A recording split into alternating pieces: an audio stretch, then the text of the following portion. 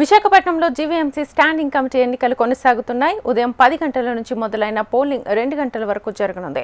Polling ముగిసిన తర్వాత లెక్కింపు ప్రక్రియ ప్రారంభం కానుంది. జీవీఎంసీ స్టాండింగ్ కమిటీలో 10 స్థానాలకు ఎన్నిక పోటీలు జరుగుతున్నాయి. అందులో టీడీపీ 9, బీజేపీ 1, వైసీపీ నుంచి 10 మంది అభ్యర్థులు బరిలో దిగారు. మరింత సమాచారాన్ని విశాఖపట్నం నుంచి మా ప్రతినిధి అనురాధ అందిస్తారు.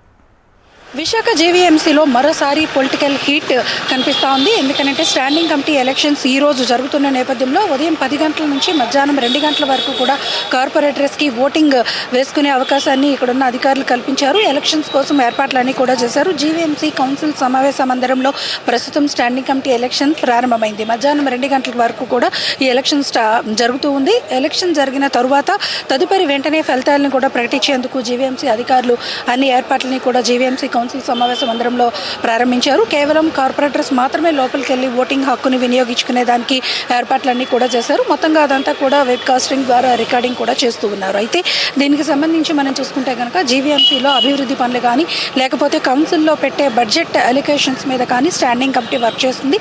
దీనికి సంబంధించి అటు వైసీపీ నుంచి 10 మంది సభ్యులు, ఇటు ఏదైతే కూటమి తరపు నుంచి ఒక 10 మంది సభ్యులు స్టాండింగ్ కమిటీలో ఉంటారు. అయితే దీనికి సంబంధించి చూసుకుంటే కనుక ఇప్పటిదాకా కూటమి స్టాండింగ్ కమిటీని కైవసం చేసుకునేందుకు మరొకసారి ప్రతివ్యూహాలు చేస్తుంది. అయితే స్టాండింగ్ కమిటీలో ఇప్పటిదాకా చూసుకుంటే కనుక బీజేపీ నుంచి ఒకళ్ళు, మిగిలిన సభ్యులంతా కూడా టీడీపీ నుంచి మాత్రమే ఉన్నారు. జనసేన నుంచి స్టాండింగ్ కమిటీలో ఎవరు కూడా సభ్యులు నామినేషన్స్ వేయలేదు. వేసిన ఒక్క నామినేషన్ని కూడా విత్డ్రా చేస్తున్నారు. ఇప్పటిదాకా కూడా 21 నామినేషన్లు అయితే ప్రస్తుతం స్టాండింగ్ కమిటీ ఎన్నికల కోసం రావడం జరిగింది. ఈ నేపథ్యంలో మొత్తం వైసీపీ నుంచి 10 మంది సభ్యులు, ఇటు కూటమి సర్కార్ నుంచి 10 మంది సభ్యులు స్టాండింగ్ కమిటీకి ఉంటారు.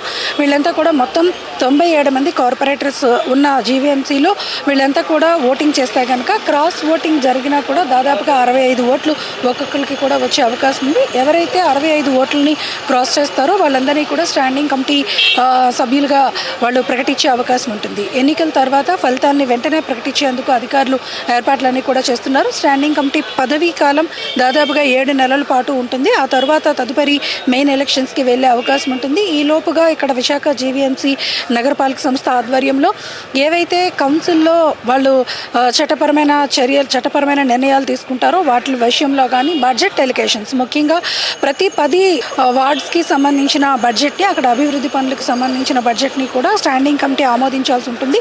స్టాండింగ్ కమిటీ ఆమోదించిన ఏదైతే ప్రతులు ఉంటాయో అవన్నీ కూడా కౌన్సిల్కి వెళ్తాయి. కౌన్సిల్లో ఆమోదం పొందిన తర్వాత బడ్జెట్ ఎలికేషన్స్ జీవీఎంసీ ద్వారా ఆయా వార్డులకి జరపబడతాయి. దీనికోసం స్టాండింగ్ కమిటీ వర్క్ చేస్తుంది. కాబట్టి స్టాండింగ్ కమిటీలో అభివృద్ధి వేగంగా జరగాలి అని అంటే ఖచ్చితంగా కూటమి స్టాండింగ్ కమిటీ సభ్యులే ఉండాలి అన్న దీంతో మొదటి నుంచి కూడా వ్యూహాలు చేస్తూ ఉన్నారు. ఎందుకంటే ఇప్పటిదాకా మనం చూసుకుంటే కనుక అన్ని ఎలక్షన్స్లోని, స్థానిక సంస్థల్లోని, జీవీఎంసీ మేయర్ ఎలక్షన్స్లోని అన్నింటిలోని కూడా కూటమి విజయాన్ని సాధిస్తూ వచ్చింది. కూటమి సర్కారు ఏర్పడిన తర్వాత ఈ నేపథ్యంలో ఇప్పుడు జరుగుతున్న స్టాండింగ్ కమిటీ ఎన్నికలు కూడా ఖచ్చితంగా కూటమి కైవసం చేసుకునేందుకు అన్ని వ్యూహాలని కూడా సిద్ధం చేసుకుని ఈరోజు ఓటింగ్ ప్రక్రియకి అయితే వెళ్తున్నారు. ప్రస్తుతం కార్పొరేటర్స్ ఓటింగ్ అయితే ప్రారంభమైంది. ఓటింగ్ జరిగిన అనంతరం ఎన్నికల ఫలితాలని కూడా అధికారులు వెల్లడించనున్నారు.